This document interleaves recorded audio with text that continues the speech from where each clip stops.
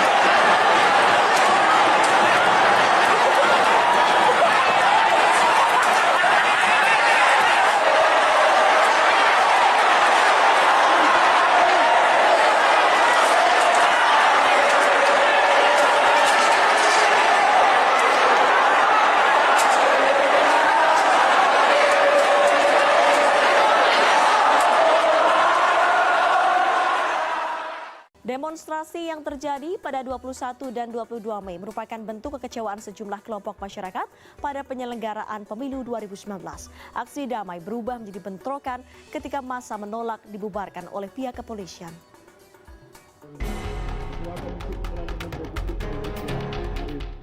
Selasa 21 Mei 2019 dini hari pukul 01.46 waktu Indonesia bagian Barat, Komisi Pemilihan Umum menetapkan hasil rekapitulasi pemilu tingkat nasional dan Joko Widodo Ma'ruf Amin dinyatakan menang dalam pemilihan presiden dengan perolehan suara 85.607.362 suara atau 55,50%. Sedangkan pasangan Prabowo Subianto Sandiaga Salahuddin Uno mendapat 68.650.239 suara atau 44,50%.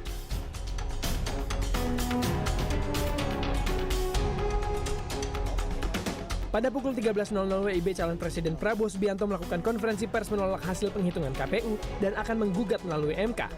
Dan di saat bersamaan, Presiden Joko Widodo menyampaikan pidato kemenangan dari Kampung Deret, Jakarta Pusat. Pada pukul 14.00 WIB, massa mulai berdatangan ke gedung Bawaslu RI di Jalan MH Tamrin, Jakarta Pusat untuk melakukan aksi menolak kecurangan pemilu 2019. Aksi berjalan dengan kondusif, kooperatif, dan damai. Pada pukul 18.00 WIB merupakan batas akhir demo berdasarkan undang-undang. Namun pihak polisi dan pendemo sepakat aksi digelar hingga sholat tarawih. Pada pukul 21.00 massa demo mulai membubarkan diri setelah sholat tarawih. Jalan MH Tamrin kemudian dibuka kembali. Sekitar pukul 22.40, sebanyak 300 orang berdatangan lagi, kemudian merusak kawat berduri di depan kantor Bawaslu. Kemudian pada pukul 24.00, polisi dan pimpinan massa sepakat untuk membubarkan diri dan salah satu peserta aksi yang ditangkap dibebaskan.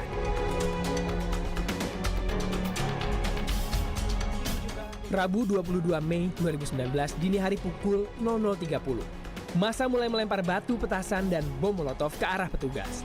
Titik konsentrasi massa berada di sekitar Pasar Tanah Abang dan sekitar Sabang dan Wahid Hashim. Massa perusuh dipukul mundur dengan gas air mata dan meriam air. Aksi saling lempar antara massa dengan polisi berlangsung hingga pagi di beberapa lokasi. Kerusuhan kemudian terjadi kembali. Pada pukul 3 dini hari, puluhan kendaraan di asrama Brimob di Petamburan dibakar massa. Kemudian, asrama polisi di Cideng di Jakarta Pusat diserang. Sementara di bawah flyover Slipi, Jakarta Barat, 2 mobil polisi dibakar massa. Pada pukul 09 pagi, Gubernur DKI Jakarta Anies Baswedan di Rumah Sakit Tarakan menyebut 6 orang meninggal dan sekitar 200 lainnya luka-luka. Pukul 12.45 WIB, bentrokan terjadi lagi antara polisi dan massa di Jalan KS Tubun Petamburan, Jakarta Barat. Massa melempari polisi dengan batu dan pasukan Brimob membalas dengan menembakkan gas air mata. Pada pukul 13.45, Menteri Politik Hukum dan Keamanan menggelar jumpa pers bersama Kapolri, Panglima TNI, dan beberapa menteri kabinet. Dalam jumpa pers itu, Kapolri Tito Karnavian mengungkap skenario kerusuhan 22 Mei dan senjata-senjata yang rencananya akan digunakan massa.